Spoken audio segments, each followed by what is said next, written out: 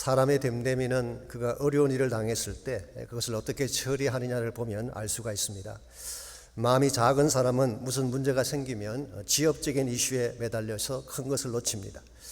그 반면에 마음이 큰 사람은 더 중요한 것을 위해 기꺼이 작은 것을 버릴 줄 아는 지혜를 가지고 있습니다. 그래서 마음이 넓어야 인생을 크게 살 수 있는 것입니다. 미국의 초대 대통령을 지낸 조지 워싱턴이 젊은 시절에 이런 일이 있었다고 합니다. 한 번은 친구들과 논쟁을 하던 중에 언쟁이 붙게 됐습니다. 그때 화가 난 친구가 그를 주먹으로 쳐서 땅에 눕혀버렸습니다. 또 많은 사람들이 보는 앞에 땅에 꼬꾸라진 것입니다. 일반적으로 이런 일이 벌어지게 되면 결투를 신청하는 것이 그 당시의 통례라고 합니다. 더구나 혈기가 왕성한 젊은 청년이 이런 모욕을 어떻게 견디겠습니까? 그래서 주변에 있는 모든 사람들이 이제 둘 중에 한 사람은 생명을 잃게 되겠구나 염려를 하고 있는데, 바로 그 순간 워싱턴이 먼지를 툭툭 털고 일어나면서 자신의 친구에게 손을 내밀었습니다. I'm sorry. 내가 잘못했네. 내 말에 실수가 있었던 것 같네. 자, 이 말을 들은 친구가 어떤 반응을 보였을까요? 이런 급쟁이라고 하면서 비웃었을까요? 아닙니다. 오히려 자신의 행동을 부끄러워하면서 워싱턴의 손을 잡고 화해를 청했다고 합니다.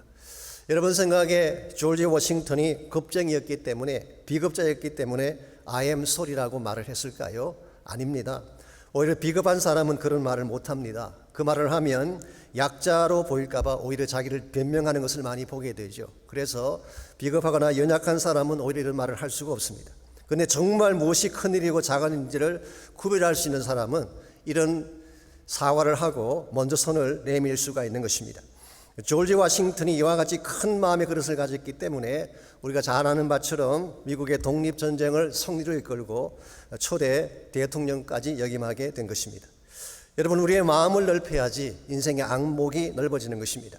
우리의 안목이 넓어지게 되면 삶의 모든 폭이 넓어지게 되고 관계성도 넓혀지게 되고 결과적으로 인생이 풍요롭게 되는 것입니다. 그럼에도 불구하고 우리는 좁은 마음으로 살아갈 때가 참으로 많습니다. 생각도 좁게 하고 판단력이나 삶의 시각을 좁게 가질 때가 많습니다. 그래서 모든 것이 작게 보이고 답답하게 느껴질 때가 있는 것입니다. 그러나 만일 우리가 이 좁은 마음의 틀을 깨뜨리고 하나님의 시각으로 통넓게 인생을 바라보게 된다면 하나님께서 준비하시는 수많은 축복들과 아름다운 일들을 목격하고 그 길을 향해 나아갈 수가 있습니다. 우리 모두가 이미 알고 있는 바처럼 지금 우리가 살고 있는 현실은 답답합니다. 수그러질 줄 알았던 코로나 사태가 리설지하면서 삶의 모든 부분이 다시 셧다운 당하고 말았습니다. 학교도 수개월째 셧다운 당한 상태에 있고 사업장도 막히고 심지어 교회 모임마저도 제재를 받는 어려운 현실에 처하게 됐습니다. 그러나 이와 같이 우리의 현실이 셧다운 되었다고 해서 우리의 마음도 닫혀야 될까요? 아닙니다. 오히려 우리의 마음은 더 열려져야 되는 것입니다. 하나님을 향해 일일 마음을 가지고 나아가서 하나님께서 이와 같은 상황 속에서 무엇을 행하시나 이것을 목도하고 하나님의 길을 따라가야지 바른 그리스도인이 되는 것입니다. 이런 측면에서 환경은 막힐지라도 마음은 막히지 아니하는, 환경은 좁아질지라도 우리의 마음은 넓혀가며 살아가는 것, 이게 성경이 말하고 있는 크리스찬 삶의 원리라고 할 수가 있습니다. 여러분과 저는 예수님을 따르는 그리스도인이기 때문에 항상 넓은 마음을 가져야 되고 이것을 통해 수많은 사람들을 축복되게 만드는 역할을 해야 됩니다. 우리가 어떻게 하면 보다 더 넓은 마음을 갖고 많은 사람들에게 복을 나누어주는 이런 삶을 살아갈 수가 있을까요? 오늘 같이 봉독한 본문을 통해서 이것을 함께 정리해 보려고 합니다. 오늘 같이 읽은 본문에 보시면 성숙한 크리스찬으로서 마음의 폭을 넓히는 비결에 대한 말씀이 기록되어 있습니다. 여러분 이미 아시는 것처럼 고린도 교회 성도들과 사도 바울의 사이는 그렇게 좋지 않았습니다. 둘 사이에는 막힌 담들이 많이 있었어요. 더 정확하게 설명드리자면 이것은 바울과 성도들 사이에 문제가 많아서 그렇다라기보다는 오히려 바울을 대적하는 사람들이 교회를 선동해서 일어난 문제들이었습니다. 교회라고 하는 것은요, 몇 사람이 약한 마음을 품고 선동하면 공동체 전체가 흔들릴 경우가 많습니다. 그래서 우리는 조심해야 되는 것입니다. 아마도 고린도 교회의 경우는 대적자들이 분열을 조성하고 거짓 가르침을 유포함으로써 교회 전체를 영적 혼란에 빠뜨린 것 같습니다. 이와 같이 영적인 혼란 가운데서, 불필요한 오해 가운데서 벽을 가지고 살고 있는 그 성도들을 향해서 11절 말씀 보시면 바울이 무엇을 제안하고 있나요? 고린도인들이여 너희를 향하여 우리의 입이 열리고 우리의 마음이 넓어졌다고 했어요. 우리 입이 열렸다 이 말은 사실은 내가 허심탄회하게 말한다 그런 뜻입니다. 내가 솔직하게 허심탄회하게 말하는데 너희들을 향한 우리의 마음은 활짝 열려 있다. Our heart is wide open. 나의 마음의 문은 활짝 열려 있다. 사도 바울의 마음속에는 아무 장벽이 없다는 뜻이에요. 예전에도 열려 있었고 지금도 열려 있고 앞으로도 계속 열린 가운데 있다 그런 뜻이에요. 이와 같이 바울의 마음은 열려 있는데 무엇이 문제가 되어서 둘이 하나가 되지 못한 것일까요? 12절을 보시면 열린 마음에도 불구하고 그들 사이를 가로막았던 실제적인 문제가 11절에 소개되어 있습니다. 너희가 우리 안에서 좁아진 것이 아니라 오직 너희 심정에서 좁아진 것이다 그렇게 설명하고 있어요. 우리가 마음을 좁혀서 문제가 생긴 것이 아니라 너희들이 좁은 심정을 가지고 있기 때문이다. 좁아진 심정 때문이다 그렇게 설명합니다.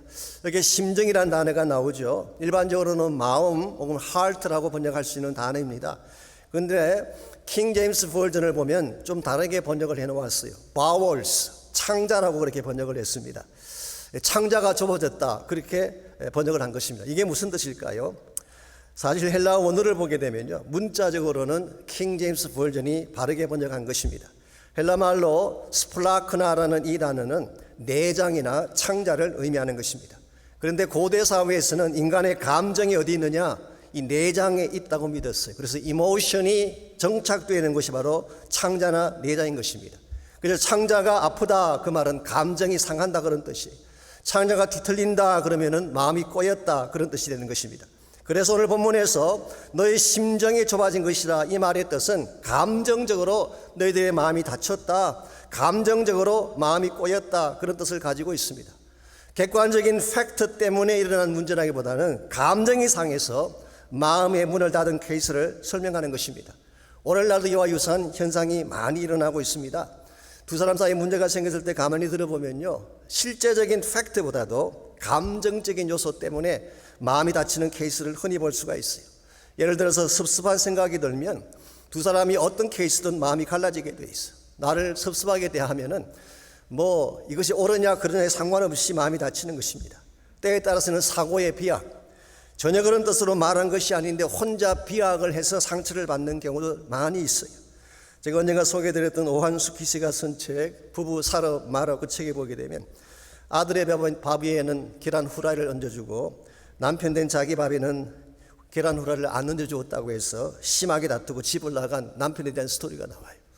자, 이 아내가 아들은 입시 준비생이기 때문에 건강을 위해서 에너지가 필요하니까 계란 후라이를 얹어준 것이고, 아빠는 밤에 주무시는데 건강에 좋지 않으니까 계란을 안 덮어준 것인데 이걸 가지고 비약을 한 것입니다. 사랑이 식었다느니 나를 뭘로 보느냐느니 내가 장기판에 쫄로 보이느냐, 이게 비약적인 남자들의 속 좁은 마음이라고 할 수가 있죠. 이런 케이스들이 흔히 있습니다. 때에 따라서는 누가 던진 말 한마디 때문에 오해를 해서 관계가 깨어지기도 하고, 심지어는 질투심 같은 것이 마음의 문을 닫기도 합니다. 그래서 우리말 속담에 사촌이 차를 사면 배 아프다 그런 말이 있잖아요. 이 창자가 뒤틀린다 그런 뜻입니다. 아마도 고린도 교회 안에 이런 문제가 벌어진 것 같습니다. 실제로 바울이 무엇을 잘못했고 그 성도들 마음 가운데 진리에 대한 이슈가 있었다기보다는 잘못된 오해를 많이 한 것입니다. 중간에 전달한 사람들이 감정을 프로보크하는 이와 같은 전달을 많이 함으로 말미암아 사실은 아무 문제가 없는데 그들의 마음의 문을 닫고 사도 바울을 배척하고 사도 바울에 대해서 악한 일들을 자행한 것입니다. 이와 같이 마음의 문을 닫았던 사람들, 감정적인 이슈 때문에 마음이 닫힌 그들을 향해서 13절을 보시면 바울은 이렇게 호소를 하고 있습니다. 내가 자녀에게 말하듯 하노니 보답하는 것으로 너희도 마음을 넓히라. 내가 자녀에게 말하듯이 너희들에게 정말 간청하듯이 이야기를 하는데 너희도 마음을 넓혀다오. ESV 성경 보게 되면 In return, widen your hearts. 내 마음을 열었으니까 너희들도 똑같이 마음의 문을 넓혀다오. 우리는 여기서 한 가지 배울 중요한 교훈이 있습니다. 사도 바울이 먼저 마음의 문을 열고 다가섰다는 사실이에요. 사실 나이로 보나 경륜으로 보나 사도 바울이 훨씬 더 높은 위치에 있는 사람이었어요. 교회를 개척하고 세운 사람입니다. 그럼에도 불구하고 바울이 먼저 마음의 문을 열고 그들을 향해 다가간 것입니다.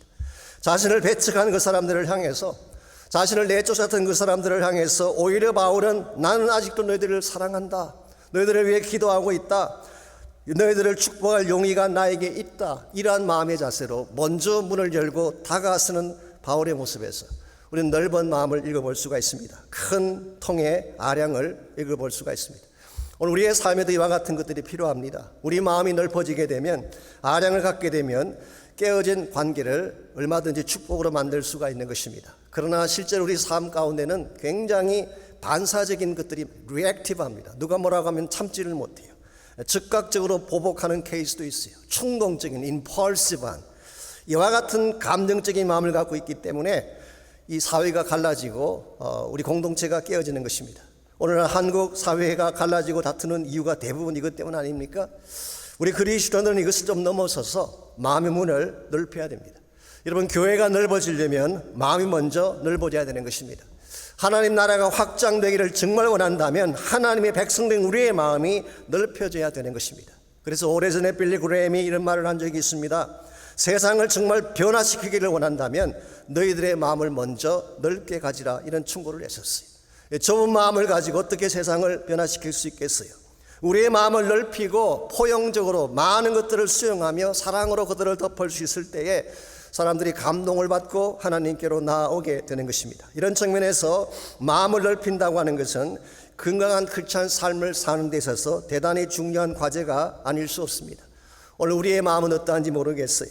정말 건강한 마음으로 사람들을 품고 살고 있는지, 아니면 편협된 마음으로 편견을 가지고 담을 샀고 관계를 깨뜨리며 살아가고 있는지, 우리가 정말 하나님이 기뻐하는 열매를 많이 맺기를 원한다면 우리의 마음을 넓혀야 돼요. 그래서 수많은 사람들이 우리와 더불어 함께 복을 받는 공동체를 만들고 세상을 만들어 가야 되는 것입니다. 우리가 어떻게 할 때에 마음을 넓힘으로 말미암아 모두가 함께 축복을 만들어가는 그런 역사를 이룰 수 있을지, 오늘 여러분 7장 2절에서 4절까지를 보게 되면 우리 넓은 마음을 통해 축복의 삶을 만드는 데 꼭 필요한 몇 가지 요소가 소개가 되어 있습니다. 첫 번째가 순전한 동기입니다. 이 마음이 순수해야지 사람들을 하나로 만들 수가 있고 결과적으로 축복된 열매를 만들어갈 수가 있는 것입니다. 7장 2절을 잠깐 보겠습니다. 제가 이렇게 6장 13절까지를 읽고 7장으로 넘어가니까 혹시 여러분 마음에 아니 왜 평소와 다르게 중간을 스킵하십니까? 그렇게 질문하는 분이 계실까 봐 미리 조금 설명을 드리자면요, 문맥상으로 이것이 맞기 때문에 그렇게 하는 것입니다. 사실은 성경 주석을 보게 되면 많은 성경 주석가들은 6장 14절에서 7장 1절까지를 나중에 누군가가 삽입한 것으로 설명하는 학자들이 많이 있습니다. 어떤 학자는 고린도전서 5장 9절에 나오는 이전 편지 previous letter의 일부분이 오늘 이 6장 14절에서 7장 1절이 아닌가 그렇게 추측하기도 합니다.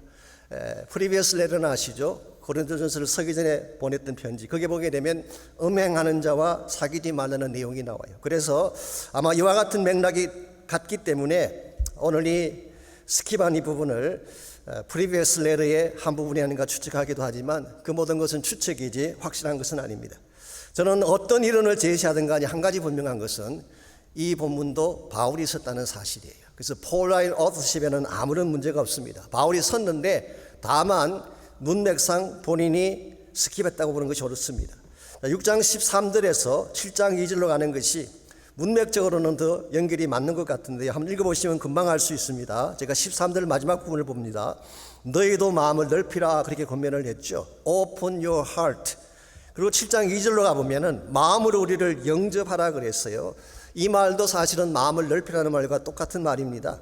NIV 성경은 Make room for us in your heart. 너희들의 마음에 여백을 가지라 그렇게 번역을 했고, New Living Translation은 아예 이렇게 번역했어요. Please open your hearts. 제발 너희들의 마음을 넓혀다오. 그래서 13절과 7장 2절이 문맥상 가장 적합하게 연결이 되는 것입니다. 자, 그렇다면 사도 바울이 이와 같이 고린도 성도들을 향해서 마음의 문을 열고 자신을 억셉트 해달라고 말하는 근거가 무엇일까요? 7장 하반부를 보시면 그 근거를 읽어볼 수가 있습니다. 7장 2절 제가 읽습니다. 마음으로 우리를 영접하라. 우리는 아무에게도 불의를 행하지 않고 아무에게도 해롭게 하지 않고 아무에게서도 속여 빼앗은 일이 없노라 그랬어요. 바울의 관계성을 설명하면서 지금까지 누구에게도 불의한 일은 행하지 않았다. 아무도 해치는 그런 일을 한 적이 없다. 무엇보다도 아무도 속에서 빼앗은 일이 없다. 그렇게 설명합니다. 여기서 속에서 빼앗는다 이 말의 뜻이 사실은 다른 사람을 이용해서 나의 이익을 챙긴다 그런 뜻이에요. 그래서 영어 성경이 exploit 그렇게 번역하기도 있고 어떤 영어는 take advantage of 누군가를 이용해서 나의 뜻을 이룬다 그렇게 번역하기도 했습니다. 사도 바울은 지금까지 누구를 만나든지 숨겨진 마음에 복선이 없이 만났다 그 뜻이에요. 남을 해친다든가 남을 통해서 나의 이익을 추구한다든가 아무런 히든 어젠다가 없이 순전한 마음의 동기를 가지고 대했다 그런 뜻이에요. 이게 참으로 중요합니다. 우리가 이 두 사람 관계성을 건강하게 만들어 가려면요 이와 같이 마음이 복선이 없어야 돼요. 마음이 순전해야 돼요. 숨겨진 어젠다가 없어야지 서로 믿을 수가 있는 것입니다. 사실 살다 보면 오해를 할 때가 있습니다. 또 때에 따라서는 오버할 때도 있어요. 그런데 오해를 하고 오버했을지라도 마음의 동기가 순수한 것을 알면 금방 풀려요. 저 사람이 나를 해치려고 한 게 아니라 어쩌다 보니까 이렇게 했구나 그러면 금방 마음이 풀려지는 것입니다. 그런데 가장 친하게 보여져도 숨겨진 의도를 가지고 자신의 이익을 위해 다가온다든가 이것 때문에 관계를 만드는 케이스, 이것은 결국 건강하지도 못하고 오래 갈 수도 없습니다.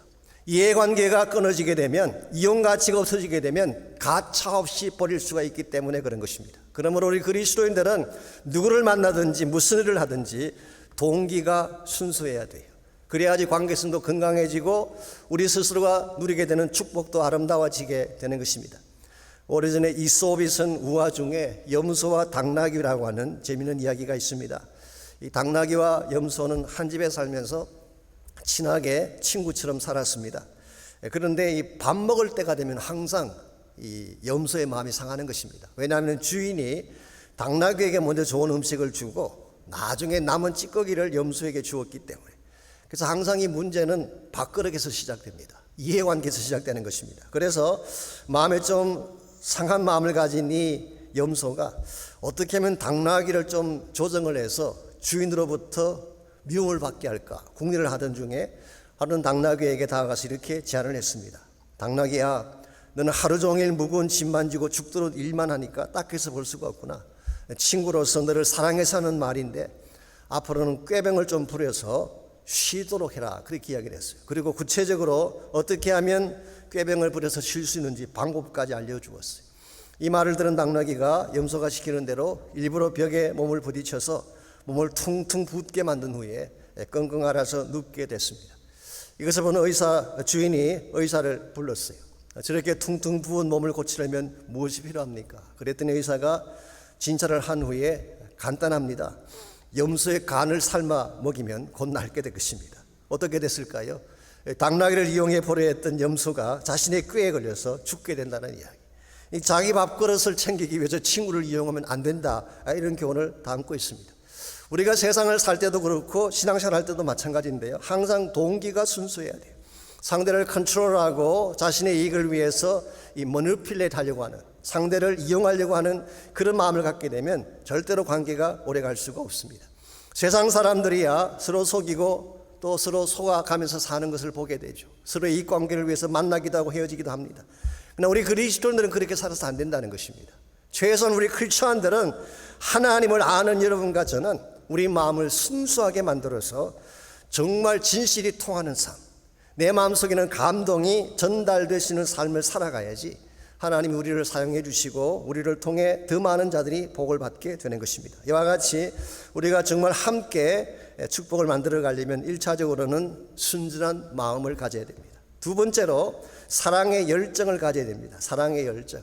우리 마음을 순수하게 하는 것도 참 중요하지만 내 마음속에 상대를 사랑하리라고 하는 의지와 열정이 있지 아니하면 관계를 건강하게 만들어 갈 수가 없습니다. 사실 다친 마음의 자물쇠를 풀 수 있는 최상의 키가 뭘까요? 사랑입니다. 사랑하게 되면 어떠한 다친 마음도 열려지는 것입니다. 그래서 오늘 읽은 본문을 다시 보시면은 여러 곳에서 고린도 성도들을 향한 사도 바울의 사랑을 읽어볼 수가 있습니다. 오늘 11절을 다시 보시면은 바울은 고린도인들이여라고 부르고 있습니다.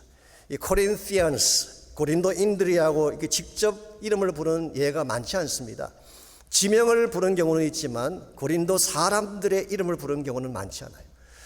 바울이 13권의 서신을 썼는데 그 중에서 딱 2군데만 이름을 쓴 것이 나옵니다. 갈라디아서 3장 1절하고 빌립보서 4장 15절. 그리고 오늘 본문이 그 중에 3번째 케이스예요. 여기서 코린티안스라고 이름을 직접 거명한 것은 그만큼 개인적으로 가깝다 이것을 표현하는 것입니다. 물론 어떤 성경 주석가는 반대로 이야기하기도 합니다. 바울의 분노를 표출하기 위한 것이다 그렇게 설명하기도 하지만 저는 그 반대 케이스로 보고 있습니다. 실제로 New Living Translation은 이렇게 번역을 해놓았어요. Dear Christian, Corinthian friends, 사랑하는 고린도 친구들이여, 그렇게 번역한 것을 봅니다. 우리가 누구를 사랑하게 되면 호칭부터 달라지는 것 아세요? 애정이 담기게 되면 상대를 부를 때 호칭이 달라지는 것입니다. 부부관계도 가만히 보면 애정이 있을 때는 절대로 야, 너, 뭐, 여이 그렇게 부르지 않아요. 미국 사람들은 honey, sweetheart. 우리는 한국 분들 가운데 나이 드신 분들은 마님이라고 부르는 분이 많다고. 마님, 여사라고 부르기도 하고. 언젠가 제가 한번 차를 타고 가다가 한 형제님이 셀폰을 봤는데 My Queen이라고 하는 번호가 나왔어. My Queen, 나의 여왕이죠. 나의 왕비. 보았더니 그분 부인 전화가 거기 찍힌 걸 보았습니다. 우리가 이 사랑하게 되면 명칭이 달라지게 돼요. 그래서 사랑하게 되면 첫째로 부르는 이름이 달라질 수 있습니다. 뿐만 아니라 13절을 보시면은 내가 자녀에게 말하듯 한다. 이것은 태도의 변화를 말하는 것입니다. 여러분이 정말 사랑하게 되면 태도가 부드러워지게 되고 태도가 아름다워지게 되는 것입니다. 사도 바울이 지금 고린도 성도들에게 권면을 하면서 어떤 책망이나 강요를 하고 있지 않습니다. 실제로는 얼마든지 강요할 수 있는 위치에 있지만 그렇게 말하지 않고 fatherly love, 아버지적 사랑으로 자녀를 대하듯이 그렇게 대하는 것을 볼 수가 있습니다. 왜냐하면 사랑하기 때문에 넓은 마음을 가지고 그런 좋은 태도를 가진 것입니다. 뿐만 아니라 7장 3절을 보시면은 사도 바울이 그들을 얼마나 깊이 사랑했는지 그 사랑의 의지를 7장 3절에서 읽어볼 수가 있습니다. 내가 이 말을 하는 것은 너희를 정죄하려고 하는 것이 아니라 내가 이전에 말하였거니와 너희가 우리 마음에 있어 함께 죽고 함께 살고자 함이라. 이거 대단한 말입니다. 너희가 내 안에 있다. You are in our heart. 요즘 젊은 사람들이 쓰는 용어 중에 그런 게 있잖아요. 내 안에 너 있다. 그 비슷한 말이에요. 얼마나 친밀하고 가까운 이런 표현을 쓰겠어요. 뿐만 아니라 함께 죽고 함께 사는 관계, 이 생사를 같이 하는 관계라는 거예요. 기꺼이 너희들을 위해 죽을 용의가 있고 너희들을 위해 희생할 용의가 있다고 하는 이 사랑을 이루기 위해서는 어떠한 것도 행할 각오가 있다고 하는 의지가 이 바울의 이 표현 속에 잘 나타나 있습니다. 여기까지를 우리가 같이 묵상했는데요. 여기서 한 가지 질문이 등장합니다. 정말 고린도 성도들이 이와 같이 바울의 사랑을 받을 자격이 있는가라고 하는 질문이에요. 이미 제가 말씀드린 것처럼 고린도 교회는 사도 바울을 배척했던 교회였습니다. 사실 바울이 수많은 교회를 개척해 세웠지만 고린도 교회만큼 사랑한 교회는 없어요. 18개월 동안 함께 머물면서 밑바닥에서 시작해서 한 사람 한 사람을 전도하고 양육해서 섬겨서 만든 교회가 고린도 교회였습니다. 그러니 고린도 교회 성도가 얼마나 귀합니까? 이렇게 사랑하고 케어를 했는데 이 고린도 성도들이 바울을 배척하고 쫓아냈어요. 이와 같이 배은망덕한, 이와 같이 배신을 행했던 이 교회를 향해서 왜 사도 바울은 이런 사랑으로 다가서고 있는 것일까요?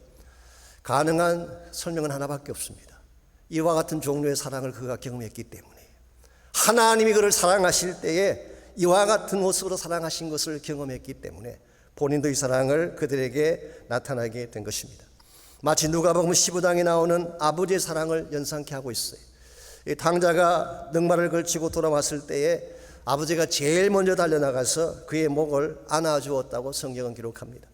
왜 아들의 목을 안아주었을까요? 물론 반가워서 그랬을 수도 있습니다. 그런데 어떤 성경학자는 이렇게 해석을 합니다. 한 가지 더 중요한 이유가 있다. 그게 뭐냐고 하면 그 당시 율법에 의하면요, 이 패역한 아들이 집에 돌아오게 되면 돌로 쳐 죽이는 그와 같은 규례가 있었어요. 아버지는 이 사실을 알고 있었던 것입니다. 그래서 아들이 집에 돌아왔을 때에 누군가가 돌로 들어 치기 전에 본인이 먼저 가서 안아준 거예요. 다른 사람들은 right or wrong에 대한 것을 따지며 돌을 들어 치려고 했지만 아버지에게 그것은 아무 상관이 없었어요. 차라리 내가 돌에 맞겠다는 심정으로 아들을 감사하는 아버지의 사랑. 이게 하늘 아버지의 우리를 향한 사랑이라고 할 수가 있습니다. 우리가 구원받은 이유가 여기에 있는 것입니다. 하루에도 수십 번씩 죄를 짓고 또 짓지만 그래도 하나님 우리를 품에 안아주세요. 본인이 채찍을 맞을지언정, 본인이 돌에 맞아 처형을 당할지언정 우리를 그냥 내버려 둘 수 없다 해서 품어주신 사랑이 십자가를 통한 하나님 사랑이에요. 바울이 이걸 너무나 잘한 것입니다. 솔직하게 말씀드리자면 바울 자신이 지금 악하다고 말하는 고린도 성도보다 더 좋았어요? 그렇지 않습니다. 더 사악했어요. 이 고린도 성도들은 사람에 대해서 악한 짓을 했지만 바울은 하나님의 아들을 배척했어요. 우리를 사랑하기 위해 죽기까지 한 예수 그리스도를 배척하고 핍박했던 사도 바울, 이런 바울이 누구에게 용서를 구할 수가 있고 어떻게 사랑받을 자격이 되겠어요? 근데 하나님이 이와 같은 바울을 사랑해 주셨는데 바울은 이 사랑을 잊지 못한 것입니다. 나를 사랑하신 하나님의 사랑을 생각할 때마다, 그 사랑이 내 마음속에 용서섬 칠 때마다 누구든지 그는 마음을 열게 되고 다가서게 되고 그들을 안아준 것입니다. 오늘과 저에게 이 사랑의 열정이 필요합니다. 이것이 있으면 가정이 다시 회복될 수가 있어요. 깨어진 공동체가 하나가 될 수가 있습니다. 오늘 이 세상 사람들이 사랑에 대한 이야기를 많이 하지만 사실은 계산적인 사랑이 얼마나 많습니까? 그런데 아무런 계산 없이, 히든 어젠다 없이 하나님이 나를 무조건 사랑한 것처럼 우리도 누군가를 사랑할 수 있게 된다면 우리 이 땅을 밝게 만들 수가 있고 깨어진 관계를 회복해서 하나님의 영광을 드러낼 수가 있는 것입니다. 이런 면에서 우리가 정말 예수 그리스도를 따르는 제자가 되었다고 한다면은 1차적으로는 마음이 순전해야 돼요. 마음속에 히든 어젠다가 있으면 안 돼요. 두 번째는 주님이 우리를 사랑하심 같이 우리 마음속에 사랑의 열정이 있어야 됩니다. 세 번째로 필요한 것, 우리가 함께 축복을 만들어 가려면은 상대를 세워주는 마음이 필요합니다. 즉 상대를 소중한 존재로 여기고 그를 세워주고자 하는 마음이 있을 때에 관계가 건강해지는 것입니다. 7장 4절을 봅니다.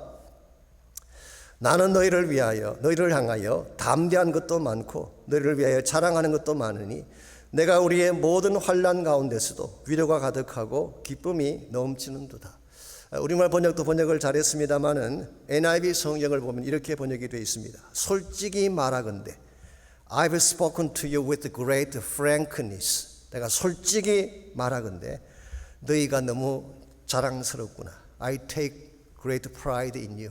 나는 너희들을 정말 자랑스럽게 생각한다. 그래서 내가 많은 고난을 당했지만 모든 고난 속에서도 너희 때문에 받은 위로와 기쁨이 끝이 없단다. I'm greatly encouraged. My joy knows no bound. 내가 너희들 때문에 얼마나 위로를 많이 받고 너희를 생각만 하면 기쁨이 끝없이 넘쳐나는지 알고 있느냐. 사실 이 표현은 상대를 굉장히 높게 평가한 것입니다. 사도 바울에게 있어서 고린도 성도들은 부담스럽거나 거추장스러운 존재가 아니었어요. 소중한 존재요, 없어서는 안 될 보석같이 귀한 존재인 것을 인정하고 있습니다. 여러분, 사람이라고 하는 것은요, 자기 가치를 인정해 줄 때에 마음을 열게 돼 있어요. 여러분이 누구를 대할 때에 그 사람을 소중히 여기고 존중히 여겨주게 되면 그들의 마음이 열려지게 됩니다. 그래서 우리 인생의 폭이 넓어지려면 상대를 리스펙트하고 존중해주는 마음을 가져야 돼요. 우리는 가끔 우리 주변의 사람들을 함부로 다룰 때가 있습니다. 특별히 자기 가족이나 배우자나 자녀들을 함부로 다루는 경우가 있죠. 이건 대단히 위험하고 잘못된 것입니다. 사실 그들만큼 우리를 사랑할 자가 어디 있겠어요. 우리가 가장 힘들 때에 내 편에 설 자는 가족들밖에 없어요. 심지어 우리가 세상을 떠날 때 끝까지 우리 곁을 지켜줄 사람들도 그들밖에 없어요. 그러면 여러분 한 분 한 분이 주변에 있는 사람들을 소중히 여겨야 돼요. 귀하게 여겨야 됩니다. 그래서 그들을 어떻게든 세워주는 삶을 살게 되면 여러분 자신도 복을 받게 되고 가정도 든든하게 세워지게 되는 것입니다. 몇 년 전에 한국 TV에서 내 남편을 찾아주십시오라는 넌픽션 프로가 있었습니다. 주인공이 김영숙이라는 분인데요. 이분은 정신지체장애자인 남편 이광식 씨를 잃어버리고 찾는다는 그런 호소를 하는 그런 프로였습니다. 이광식 씨라는 분은요, 이 여자분이 인천장애보호소에서 교사로 일을 하다가 만난 사람인데 결국 결혼까지 하게 된 것입니다. 근데 결혼을 하고 나서 봤더니 10월까지 그것이 사실은 굉장히 어려웠습니다. 남편은 무능력하기도 하고 대화가 잘 통하지도 않고 아무리 노력해도 고맙다는 것조차 모르는 그 남편을 케어한다는 게 쉽지 않았죠. 그럼에도 불구하고 정성을 다해 섬겼는데 어느 날 이 남편이 집을 나가버리고 행방불명이 된 것입니다. 그때 김영숙 씨가 온 동네에 전단지를 뿌리고 온 도시를 돌아다니며 남편을 찾아다녔어요. 이걸 본 기자가 한 번은 질문을 했습니다. 아니, 왜 그런 무능력한 사람을 그토록 열심히 찾아다니는 것입니까? 그때 그녀가 대답한 것이 다음과 같습니다. 그는 내가 아니면 아무것도 못합니다. 하루 세끼 밥 먹는 것도 못합니다. 내가 아니면 그는 도저히 살 수가 없기 때문입니다. 여기까지 말한 그녀는 다음 한마디 말을 더 했다고 합니다. 그런데 더 중요한 이유가 있습니다. 나는 그를 사랑합니다. 이제 나는 그가 없으면 살 수 없기 때문입니다. 저는 이것이 진정한 사랑이라고 생각합니다. 단순한 동정심이나 의무감 때문이 아니라 정말 남편을 소중히 여기는 마음이 있었기 때문에 모든 것을 다 내려놓고 그를 찾아 나선 것이죠.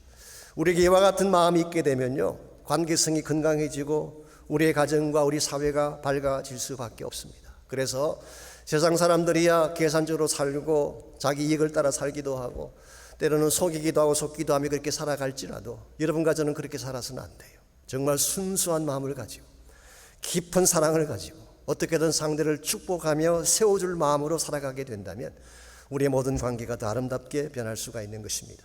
이와 같은 아름다운 사랑의 마음, 이게 우리 힘만으로 가지게 될까요? 아닙니다. 말씀드린 것처럼 우리를 향하신 하나님의 사랑을 알고 그 사랑에 깊이 잠길 때에 비로소 우리를 이와 같은 것을 행할 수가 있는 것입니다. 그러므로 우리의 마음이 정말 넓어지게 되면, 그러면 하나님이 여러분과 저에게 더 넓은 차원의 축복을 허락해 주세요. 관계성도 넓혀주시고 우리 삶의 터전도 확장시켜 주시고, 그리고 우리 삶으로 하여금 정말 하나님이 기뻐하는 열매를 맺도록 힘과 능력을 주시는 것입니다. 우리 힘만으로는 우리 앞길을 열 수가 없습니다. 아무리 노력해도 우리 힘으로 열 수 없는 막힌 담들이 너무 많이 있어요.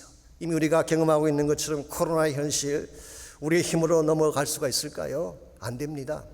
우리가 아무리 천국에 대한 비전을 마음에 품고 있지만 우리 힘만으로 복음의 문을 열고 땅 끝까지 나갈 수가 있을까요? 할 수 없습니다. 하나님이 개입하시면 가능해요. 왜냐하면 그 하나님은 모든 길을 여시는, 큰 길을 만드시는 주님이시기 때문에. 성경 말씀에 하면 그 하나님은 바다의 길을 내시는 분이에요. 누구도 건널 수 없는 홍해의 길을 내시고 이스라엘 백성들을 이끄셨던 분이 하나님이에요. 그 하나님은 사막의 길을 내고 광야의 길을 내시는 하나님이셨어요. 기적의 하나님이셨어요. 그 결과 광야 같은 팔레스타인 땅에 꽃이 피고 과일이 열리지 않았습니까?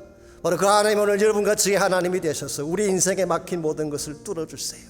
그분이 우리 앞길을 열어주시게 되면 막힌 담이 열려지게 되고 저주가 떠나가게 되고 다시 축복과 회복의 삶이 우리에게 주어지게 되는 것입니다. 이런 의미에서 우리가 믿는 그 하나님은 그냥 하나님이 아니라 웨이메이커, 큰 길을 만드시는 하나님. 그분이 우리와 함께 하시면 새 일을 할 수가 있어요. 그분이 우리와 함께 하시면 그분이 우리의 마음을 만져줄 수가 있어요. 그분이 우리와 함께 하시면 상한 마음을 치유할 수가 있습니다. 그분이 우리와 함께 하시면 우리의 마음이 새로워지게 되고, 그분이 우리와 함께 하시면 무너진 삶의 터전이 다시 일어날 수 있게 됩니다. 바로 그분이 여러분과 저를 사랑하시는 바로 그 하나님이 되세요. 몇 년 전에 나이지리아에 있는 한 자매님이 기도하는 중에 성령의 감동을 받고 한 곡의 곡을 쓰게 됩니다. 오시나치라고 하는 자매님입니다. 우리 찬양사역자이기도 했지만 말이죠, 기도하는 중에 하나님이 그 마음 가운데 이런 부담을 주셨어요. 전 세계에서 유일한 분단 국가가 한국밖에 없는데 분단된 한국을 위해서 기도하고 그들을 위해 노래를 지으라고 하는 성령의 음성을 듣고 이분이 귀한 찬양 하나를 만드셨어요. 그 찬양의 제목이 Waymaker, 큰 길을 만드시는 하나님.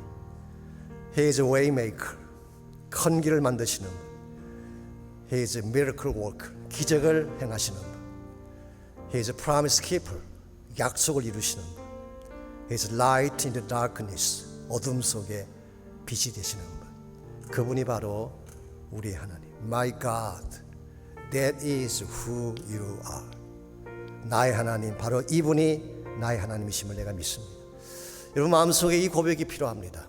아무리 환경이 막혔고 길이 막혔을지라도 길을 만드시는 그 하나님을 만나기만 하면 여러분 10년 가운데 새로운 축복의 길이 열릴 수가 있고 가정 가운데 새로운 길이 열리기도 하고 막히는 이 모든 사회 가운데에 새로운 축복의 길이 열릴 수가 있습니다. 그래서 우리가 그동안 부르지 않았던 찬양이긴 하지만 처음 부르는 찬양에서 조금 부담스러울지 모르지만 너무 귀한 찬양이고, 이 찬양이 오늘 한국에서 가장 많이 불려지는 찬양 중에 하나입니다. 그래서 우리 큰 길을 내시는 하나님에 대해서 웨이메이커 우리 함께 찬양하고 그리고 기도하는 시간 가지면 좋겠습니다.